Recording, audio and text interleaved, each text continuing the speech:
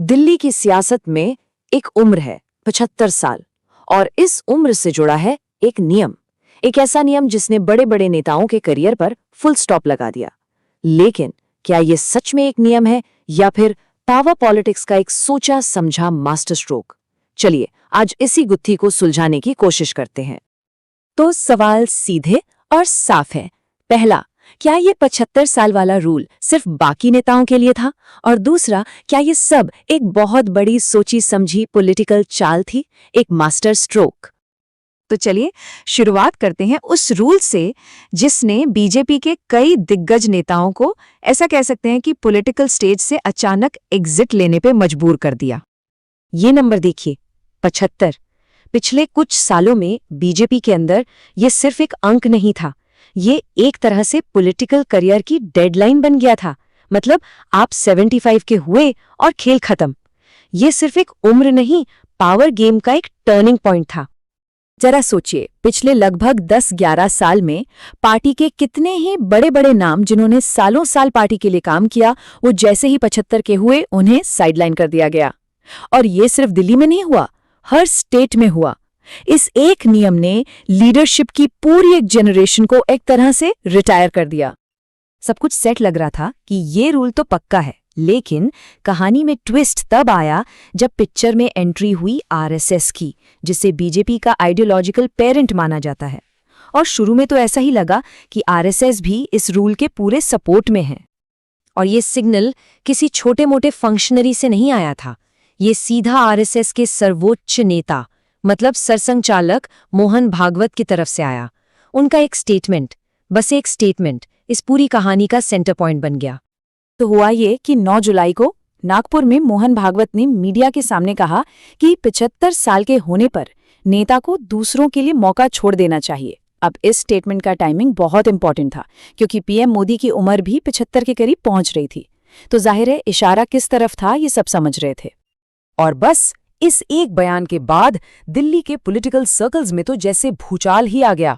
हर तरफ बस इसी की चर्चा थी। लेकिन पॉलिटिक्स में जो दिखता है वो हमेशा होता नहीं। जब सब मान चुके थे कि अब तो रूल फाइनल है, तभी गेम में एक ऐसा यू टर्न आया जिसने पूरी बाजी ही पलट कर रख दी। जरा इन 2 डेट्स पर गौर कीजिए। 9 जुलाई स्टेटमेंट आता है कि 75 पर रिटायर हो जाना चाहिए, और ठीक लगभग 50 दिन बाद 28 अगस्त को पूरा स्टैंड ही बदल जाता है। अपनी ही कही हुई बात से पलटी। 28 अगस्त को मोहन भागवत का नया बयान आया। 75 साल की रिटायरमेंट एज के बारे में ऐसा कोई नियम है ही नहीं। मतलब सीधा 180 डिग्री का यू टर्न, पहले हाँ अब ना। यहां देखिए, दोनों स्टेटमेंट्स आमने सामने हैं। एक तरफ 9 जुलाई को कहा गया कि नेताओं को 75 पर जगह छोड़ देनी चाहिए, और दूसरी तरफ 28 अगस्त को कहा गया कि ऐसा कोई रूल ही एग्जिस्ट नहीं करता। ये जो कॉन्ट्रडिक्शन है ना, ये अपने आप में एक बहुत बड़ी पॉलिटिकल स्टोरी है।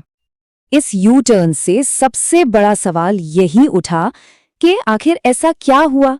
आरएसएस जैसे पावरफुल ऑर्गेनाइजेशन के चीफ को अपना पब्लिक स्टेटमेंट क्यों बदलना पड़ा? किस चीज का प्रेशर था? तो असल मिस्ट्री इन्हीं 2 डेट्स के बीच छिपी है, 9 जुलाई और 28 अगस्त के बीच। पर्दे के पीछे आखिर चल क्या रहा था?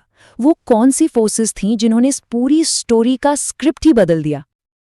अब इस कहानी में एक और एंगल आता है, और ये एंगल लाते हैं बीजेपी के ही एक पूर्व वरिष्ठ मंत्री यशवंत सिन्हा, एक ऐसे शख्स जो सिस्टम को अंदर से जानते हैं। और यशवंत सिन्हा की बात इस बहस को और भी गहरा कर देती है कि ये 75 साल की लिमिट आखिर थी क्या? कोई लिखित नियम था या कुछ और? यशवंत सिन्हा कहते हैं कि ये कोई फॉर्मल लिखा हुआ रूल कभी था ही नहीं, ये बस एक इंटरनल अंडरस्टैंडिंग थी, एक अनकहा समझौता। सोचिए, एक ऐसा नियम जो कहीं लिखा नहीं है, लेकिन सालों तक इतने बड़े बड़े नेताओं पर लागू होता रहा। शायद इस कहानी का सबसे फैसिनेटिंग पार्ट यही है। और ये सारी बातें हमें वापस उसी शुरुआती सवाल पर ले आती हैं। क्या ये नियम सिर्फ एक टूल था जिसे पहले पॉलिटिकल राइवल्स को रास्ते से हटाने के लिए इस्तेमाल किया गया, और जब जरूरत खत्म हुई तो उसे किनारे कर दिया गया? क्या ये एक ऐसा मास्टर स्ट्रोक था जिसने आने वाले कई सालों के लिए पावर का रास्ता बिल्कुल साफ कर दिया? इसका जवाब तो शायद वक्त ही देगा, लेकिन ये सवाल इंडियन पॉलिटिक्स में हमेशा जिंदा रहेगा।